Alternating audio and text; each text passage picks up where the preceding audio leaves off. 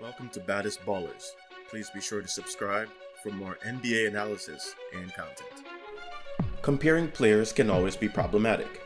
How do you account for era differences, positional differences, teammate quality, and opposition quality?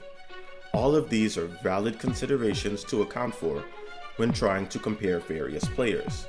But what about impact versus skill? What even is the difference? Is there one? Let's take a look. There are many metrics and accomplishments that can be and that are used when comparing players to determine who is the better player. And therein is actually the likely problem. What is the definition of a better player? If player A scores more points per game than player B, is player A automatically the better player in spite of additional stats or context? Of course not. Generally speaking, it is reasonable to assert that the player with the greater positive statistical impact on their team relative to whoever they're being compared to is the better player. An interesting distinction here is that the better, or rather more impactful player is not necessarily more skilled than another player of lesser impact. Kevin Durant himself recently caught flack for implying that Kyrie Irving was more skilled than NBA legend Allen Iverson. As a super fan of AI myself, I am probably biased in my thinking that Iverson was a more impactful player than Kyrie has proven to be thus far.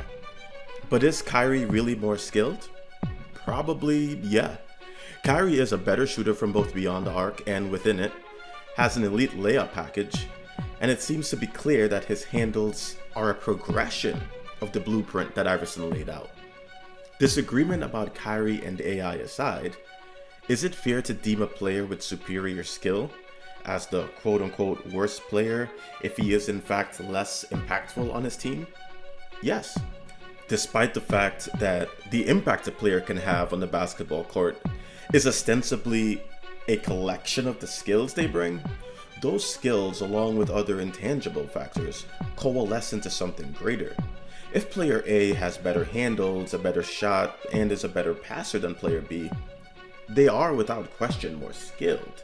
However, if player B, through a combination of perhaps superior size and basketball IQ, is able to generate more offense for both themselves and their teammates, not only will they statistically be the more impactful player, but also just the better player. How would this even be possible? Consider instead of comparing Kyrie Irving to Allen Iverson, compare him statistically and skill-wise to Shaquille O'Neal. It is quite obvious that in most aspects of basketball, Allen Iverson is more skilled than Shaquille O'Neal. He is a better free throw shooter, jump shooter, ball handler, and passer, except of out of the post. But is he a better player though? Very few would make that assertion. Shaquille O'Neal's dominance on the court is almost unrivaled in NBA history, and any sane GM would choose him over Iverson. Shaq, to be fair, is a highly skilled player in his own right. You don't get to be that good without having a high level of skill as an athlete. But despite his place as an all-time great, he clearly isn't the most skilled player to have graced the basketball court. So, does it make sense to construct a basketball team based entirely on their impact or potential impact versus skills?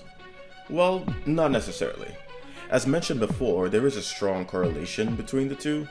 Particularly in young players, skills or burgeoning skills does have the ability to come together in a meaningful and impactful way.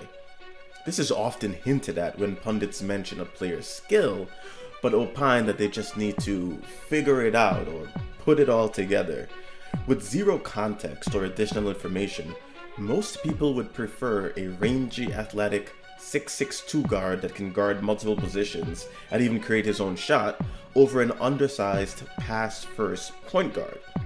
But most would also choose Chris Paul over Andre Iguodala. A young player with above average athleticism and a serviceable jumper may be potentially seen as a high ceiling player due to possessing scalable skills at a young age. Even in this hypothetical, the improvement of those skills will not necessarily translate to a more impactful player. This is partially because not all skills scale up equally, and not all skills are equally impactful. As far as the scalability of skills, generally speaking, it's exceedingly rare that a player can enter the league with a weakness that's significantly below average compared to his peers and improve to the point where that same skill is now elite level. Passing and court vision are fairly scalable.